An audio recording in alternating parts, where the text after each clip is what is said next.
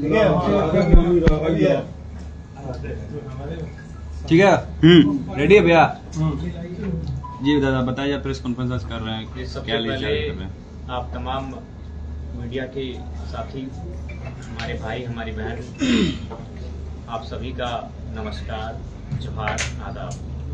आज के press conference का उद्देश्य झारखंड लोकतांत्रिक क्रांतिकारी मोर्चा अपनी दूसरी सूची जारी करने जा रही है और आज के माध्यम से दूसरी सूची जारी की जाएगी और साथ ही साथ राज्य को जो आगामी विधानसभा का चुनाव होगा उसको लेकर आपके माध्यम से उनसे एक अपील, उन्हें एक संदेश होगा कि इस बार युवाओं को झारखंड लोकतांत्रिक क्रांतिकारी मोर्चा के नेतृत्व को एक बार अवसर देने का कार्य करें।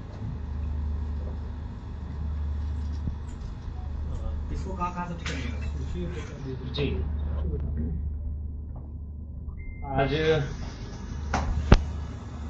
सबसे पहले मांडर विधानसभा जो शेड्यूल ट्राइब के लिए आरक्षित है, रांची जिला और साउथ छोटा नागपुर का पार्ट है, गुना भगत जी वहाँ के प्रत्याशी हैं। टुंडी विधानसभा जो कि चर्चित विधानसभा है, क्योंकि वो विधानसभा मेरी है लेकिन डुमरी मेरा डिमांड हुआ तो उसके लिए जो डुमरी के चर्चित नेता हैं मोतीलाल महतो जी, उन्हें टुंडी शिफ्ट किया गया है, सीट को एक्सचेंज कर सकते हैं। धनबाद से राजदेश रतन जी हैं जो गिरिडीह जिला का है। टुंडी से मोतीलाल महतो जो हमारे पार्टी के वही उपाध्यक्ष हैं और दादा लिस्ट को थोड़ा सा नीचे करके, हाँ, विगत नीचे बस चेहरा नहीं आ रहा था, इसीलिए आप पढ़ते रहिए। मोतीलाल महतो, जयराम महतो के बाद अगर पार्टी को किसी ने सींचने और सवारने का कार्य किया है तो मोतीलाल महतो जी ने किया है। और मेरा भी एक नैतिक जिम्मेवारी था कि अगर हम डुमरी आ रहे हैं, डुमरी की जनता ने मुझे डिमांड किया है तो टुंडी विधानसभा मोतीलाल महतो जी की। धनबाद से राजदेश रतन जी होंगे। हाँ, राजदेश कोडरमा,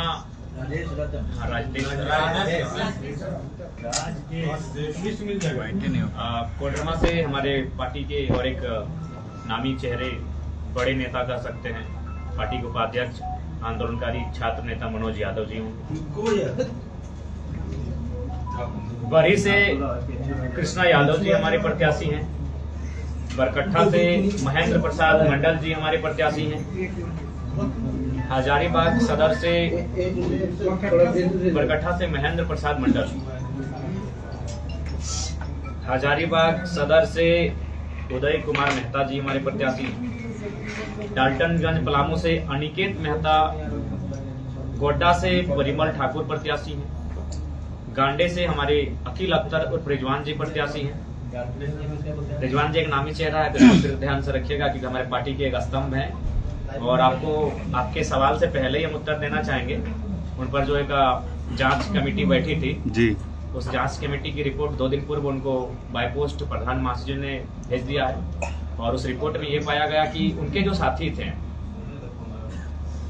वो दोषी पाए गए। रिजवान जी का अस्वस्थ तबियत ठीक नहीं था, वो संथाल परगना के दौरे से अपने कार्यक्रम को छोड़कर घर लौट रहे थे और वो गाड़ी के अंदर निद्रा की अवस्था में थे। लेकिन उसी बीच गाड़ी रुकी तो कुछ लोगों ने पता नहीं उनके मन में कैसा क्यों आया, उनके ड्राइवर और एक साथी थे जिन्होंने ये बात ड्राइवरों से बातचीत की थी इस विषय पर और बिल्कुल ग्रामीणों की राय और फीडबैक से पता चला कि उनमें रिजवान जी उस गाड़ी से उतरे ही नहीं थे, वो अस्वस्थ थे, गाड़ी के अंदर थे, उन्हें जानकारी उनको नहीं थी। हाँ, जेबीके के नेता थे। उनका नाम जन जी, उनका नाम सजाद जी हैं और उनको पार्टी से 3 साल के लिए निलंबित कर दिए हैं, तो हमारे संगठन बने नहीं रहेंगे। तो रिजवान जी को क्लीन चिट मिला है, हालांकि वो पदमुक्त रहेंगे, जो कि उस गाड़ी में केवल वो सफर कर रहे थे, यही उनका दोष रहा। बाकी उनका उस गाड़ी में किसी प्रकार की कोई सम्मिलित और सहभागिता नहीं थी। तो वो पार्टी के प्रत्याशी हैं और चूंकि वो पार्टी के बड़े नेता हैं, उन्होंने डिमांड उनको गांडे विधानसभा, जो कि एक बहुत बड़ी चर्चित सीट रहेगी झारखंड की, और हम लोग नहीं चाहते थे कि चर्चित सीट में कोई हम लोग ऐसा प्रत्याशी रहे जिसको झारखंड ना जानता हो। इसलिए हम लोगों ने बकायदा रिजवान जी ने ही स्वयं इस प्रस्ताव को लेकर आए कि वो काफी चर्चित सीट रहेगी तो वहाँ कम से कम चर्चा होना चाहिए। तो रिजवान उर्फ अखिल अख्तर जी गांडे विधानसभा से हमारे प्रत्याशी होंगे।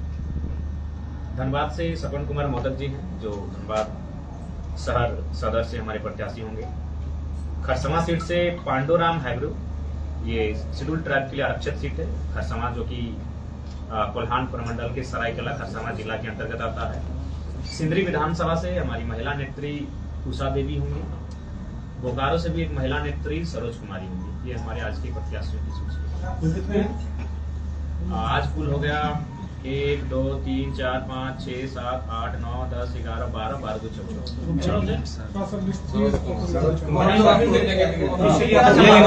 हाँ ठीक ठीक, इसके बाद ले लेंगे। सरोज कुमारी एक बार रिपीट कर संक्षिप्त अच्छा एक बार संक्षिप्त में एक मिनट सब जी दादा बताइए। मुन्ना भगत मांडर से, टुंडी से मोतीलाल महतो, धनवार से राजदेश रतन, कोडरमा से मनोज कुमार यादव, बरही से कृष्णा यादव, बरकट्ठा से महेंद्र प्रसाद मंडल, हजारीबाग सदर से उदय मेहता, डाल्टनगंज से अनिकेत मेहता, गोड्डा से परिमल ठाकुर, गांडे से अकील अख्तर उर्फ रिजवान, धनबाद से सपन कुमार मोदक, खरसवा से पांडुराम हाइब्रू, सिंदरी से उषा देवी, बोकारो से सरोज कुमारी।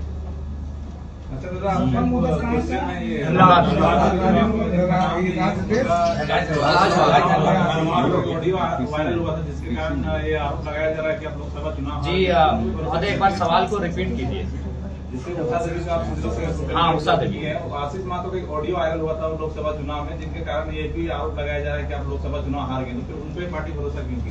देखिए सबसे पहली बात, हम लोग मॉडर्न भारत में रहते हैं और हम लगता है कि हम लोग शायद सती प्रथा के यहाँ जितने लोग बैठे हैं सती प्रथा के विरोधी हैं, है ना। जितने लोग बैठे सती प्रथा के हम लोग विरोधी हैं। तो सती प्रथा में क्या होता था कि पुरुष के बाद उसकी स्त्री को जलना पड़ता था। तो क्या आशीष महतो के कृत्य से हम उषा महतो उषा देवी को जिम्मेदार ठहराएंगे? क्या ये उचित है? क्या उनको इस घटना की जानकारी थी? क्या उनकी सहमति थी? तो आशीष महतो के कार्य से हम उषा महतो का मूल्यांकन नहीं कर सकते। दूसरी बात आपको बता दें, संगठन में आशीष महतो का परिचय उषा महतो से था, उषा महतो से आशीष महतो जी का परिचय नहीं था। तो इस बात को बिल्कुल मैं क्लियर करना चाहूंगा कि उषा महतो से उषा देवी जी के कारण ही हम उनको जानते थे और उनको पार्टी में रखा था। बिल्कुल उनके कारण नो डाउट जो भ्रम फैला उससे हमें राजनीतिक नुकसान हुआ, खासकर गिरिडीह लोकसभा में मुझे राजनीतिक नुकसान हुआ, इस बात को हम स्वीकार करते हैं। उनके ऑडियो क्लिप से बाकायदा मुझे नुकसान हुआ, लेकिन मैं एक मॉडर्न सोच का युवा हूँ।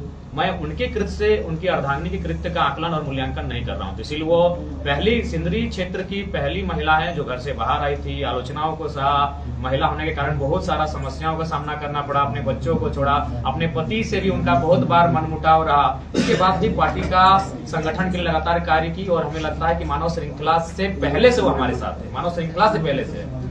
उषा देवी मानव श्रृंखला से पहले से हमारे साथ है, अतः उनकी विश्वसनीयता पर, उनकी कर्मनिष्ठा पर हमें कोई संदेह नहीं है। और पति पत्नी का राजनीतिक व्यवहार अलग हो सकता है, यही अभी सीता सोरेन जी बीजेपी में है, कल्पना सोरेन जी जेएमएम में है, तो ऐसा कोई विषय नहीं है। पति पत्नी का राजनीतिक व्यवहार, राजनीतिक मत अलग भिन्न हो सकता है। ये अभी जैसे रिजवान जी को आप दिए टिकट अपना पार्टी में, और मुस्लिम समुदाय से और कितने लोगों को मैंने टिकट की संभावना है? देखिए सबसे पहली बात तो इतना हम कहना चाहेंगे कि जितना उन्हें कांग्रेस और जेएमएम नहीं देगी उससे ज्यादा रहेगा। कांग्रेस और जेएमएम से मुस्लिम समुदाय को जेएलके में ज्यादा टिकट देगी। मोतीलाल जी को जो नामचीन चेहरा उसको टुंडी क्यों आपत्ति है? देखिए टुंडी में हम लोग बहुत ज्यादा वोट लेके आए हैं और कहीं ना कहीं टुंडी हम लोग एक बेहतरीन सीट है, इस सीट को हम लोग आगे भी बेहतर करेंगे। और जहां तक मोतीलाल जी का प्रश्न है, वो पार्टी के दूसरे नामचीन चेहरे हैं जिन्होंने लगातार 2.5 सालों से, पौने 3 सालों से संगठन को सींचा है, गांव-गांव गए हैं, मेहनत किए हैं। और ये एक केंद्र अध्यक्ष होने के नाते मेरी भी नैतिक जिम्मेवारी थी, क्योंकि मैं अगर डुमरी गया हूँ तो वो डुमरी क्षेत्र के हैं, तो टुंडी से उनको सम्मान मिलेगा और मेरे घर से वो लड़ेंगे। और बोकारो से जो आप प्रत्याशी की घोषणा की, उनका संगठन में क्या योगदान रहा? देखिए विगत 2 वर्षों से वो भी संगठन में एक्टिव है। हालांकि महिला होने के कारण संगठन की गतिविधियों में आपने उनको कभी देखा नहीं होगा, लेकिन तमाम आंदोलन में वो लगातार रही है। आपने उन्हें वॉच नहीं किया। उनका सबसे खास जो काम रहा वो पार्टी रजिस्ट्रेशन का काम उनके ही नेतृत्व में किया गया है। अगर आज पार्टी हमारा रजिस्ट्रेशन है तो उसमें सरोज कुमारी जी का योगदान है। नहीं तो हम लोग इस बार के भी जो 70 विधानसभा में लड़ने जा रहे हैं उसमें पता चलता कि धनबाद में हमारा सिंबल कबूतर है, तो सिंदरी में हमारा गमछा है, तो टुंडी में हमारा फल है, तो रांची में हमारा ट्रैक्टर है। तो आज अगर हमारा एक सिंबल से हम लोग चुनाव लड़ रहे हैं, इसमें सरोज कुमारी का सबसे महत्वपूर्ण योगदान है और उसी कार्य के कारण उनको बोकारो से प्रत्याशी बनाया गया है। जितने भी आवेदन विधानसभा सीट है, पिछले दशक में हॉट सीट बना हुआ है, तो जयराम महतो वहाँ से खड़े हो रहे हैं, तो वहाँ की प्रतिनिधित्व भी बहुत ज्यादा टफ होगा, तो क्या रणनीति रहेगी आपकी वहाँ चुनाव? देखिए, रणनीति हमारी यही रहेगी कि पिछली बार हम लोगों ने जो भूल की थी, क्योंकि चुनाव बेशक केडर जिताते हैं, बूथ मैनेजमेंट जिताती है, लेकिन हम लोगों ने केवल अपने कार्यक्रम में ध्यान दिया था और इतना कार्यक्रम हुआ कि कभी हम लोग को वार रूम में बैठने का अवसर नहीं मिला, कभी अपने कार्यकर्ताओं से मिलने का अवसर नहीं मिला, कभी उस क्षेत्र के 2 लोगों से टेलीफोन में बात करने का अवसर नहीं मिला। हमारी हार का सबसे बड़ा कारण यही था। तो इस बार उन भूलों को हम लोग सुधारेंगे और हम लोग सभाओं के साथ साथ, रैलियों के साथ साथ कार्यकर्ताओं के सम्मेलन पर भी जोर देंगे। जहां मातो कैसे और पर्चा भरेंगे डुमरी के अलावा? जी, ये तो तय है, क्योंकि पार्टी के केंद्र अध्यक्ष होने के नाते पार्टी का जो निर्देश है मुझे लेकर, क्योंकि 2 जगह से हम प्रत्याशी होंगे और दूसरे सीट कहां से होंगे इसकी घोषणा प्रेस कॉन्फ्रेंस के माध्यम से करेंगे। तीसरी चौथी सूची तक हम लोग कर देंगे। आप जितने भी सीट जारी कर रहे हो जातीय समीकरण को देखते हुए आप कर रहे हैं, तो आगे की जो सूची जारी होगी किस प्रकार होगी? देखिए, सबसे पहली बात है, हम लोग सामाजिक न्याय के पक्षधर हैं। हर एक छोटी सी आयु में मैंने तो लोकसभा से ही प्रयास किया है कि सामाजिक समीकरण को, सामाजिक न्याय को साधा जाए। आज ही मैंने जो 14 प्रत्याशी की मैं सूची लेके आया हूँ, इसमें हर वर्ग हैं, कुर्मी वर्ग से हैं, कोरी वर्ग से हैं, यादव वर्ग से हैं, भूमिहार वर्ग से हैं, ब्राह्मण वर्ग से हैं, मुस्लिम वर्ग से हैं, तो तेली वर्ग से हैं। एक 14 लोगों की सूची में मैंने लगभग 8-9 वर्गों को समाहित करने का प्रयास किया है। तो एक मेरा हमेशा ये प्रयास रहेगा कि हर एक वर्ग, मंडल वर्ग से भी हैं, तो हर एक वर्ग, हर एक समुदाय को भागीदारी देने का प्रयास किया जाएगा। जातीय जनगणना की जो बात है उसमें आप लोगों की पार्टी क्या है? देखिए, हम लोग देश के साथ हैं, देश की जो जनता है, जनता की जो मांग है उनकी बहुमत के साथ है। आप लोग की निजी राय क्या है?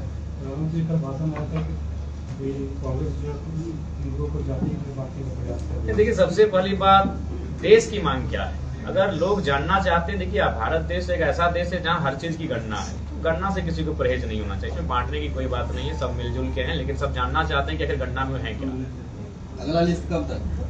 अगला लिस्ट अब पता नहीं, शायद प्रेस कॉन्फ्रेंस के अवसर से मौका मिले या ना मिले, लेकिन अगला लिस्ट हमें लगता है कि आज रात को भी हो सकता है, कल सुबह भी हो सकती है। हम प्रयास करेंगे दुर्गा पूजा 10वीं तक सारी सीटों की घोषणा कर दी जाए, ताकि हमारे जो प्रत्याशी हैं उनको पर्याप्त समय मिल जाएगा चुनाव लड़ने के लिए। शराबबंदी को लेकर क्या कुछ?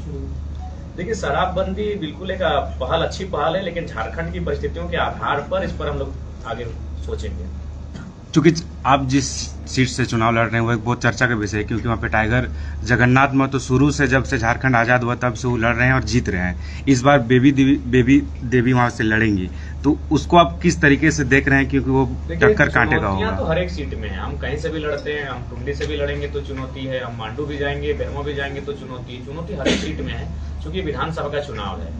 तो हम लोग उस चुनौतियों से निपटने के लिए तैयार हैं और मेहनत लगातार कर रहे हैं। मेहनत इतनी कर रहे हैं कि हम परसों साहेबगंज में थे, अगली सुबह हजारीबाग में थे, अगली उसकी रात को रांची में, और आज हम धनबाद में हैं। यानी भारत में, अपनी बड़ाई और प्रशंसा नहीं कर रहा हूँ, भारत में कोई लीडर इतना मेहनत फिलहाल वर्तमान में नहीं कर रहा।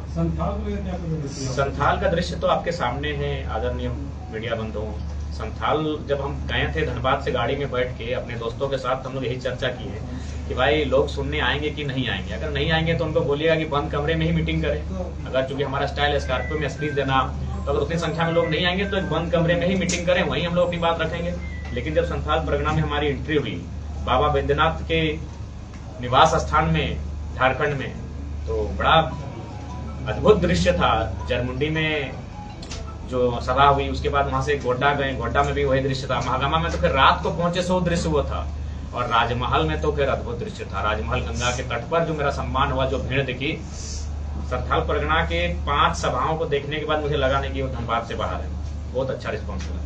जयराम महतो दूसरा सीट पर विधानसभा में बोल रहे कि लड़ेंगे, तो जयराम महतो का ये फैसला होगा कि पूरे पार्टी का फैसला? नहीं, ये पार्टी का फैसला है।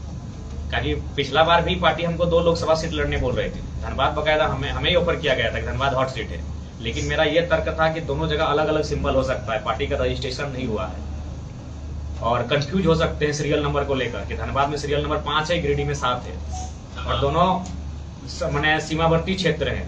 तो पार्टी ने मुझे पिछला बार ही कहा था, क्योंकि पार्टी का नहीं, ये पूरा झारखंड का मानना है कि जिस सीटों पे हम लड़ेंगे उसमें प्रभाव कुछ ज्यादा बढ़ता है। कुछ संभावित सीट बता दीजिए कहाँ से लड़ेंगे? हाँ, संभावित सीट मान के चलिए, अब टुंडी तो आज क्लियर हो चुकी है, तो टुंडी को भी हम संभावना में रखे थे।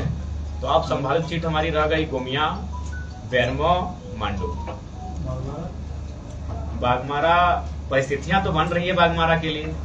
जिस प्रकार से बाघमारा में जुल्म और अन्याय की पराकाष्ठा देखने को मिल रही है, परिस्थितियां बन रही हैं, तो ऐसा रहा तो बाघमारा पे भी विचार किया जाएगा। सांसद चुनाव के दौरान भी पार्टी लगभग 2 फाड़ में बंटने ही वाली थी, लेकिन अभी पिछले महीने संजय मेहता ने भी पार्टी छोड़कर अपनी ही जेबी केसेस से अलग पार्टी बना ली है, तो इसको किस तरीके से देखते हैं? हम तो चाहेंगे, उनको बधाई देते हैं और चुनाव लड़े वो, हम तो चाहेंगे कि हम जिस 2 सीट पे लड़े उसी सीट पे लड़े।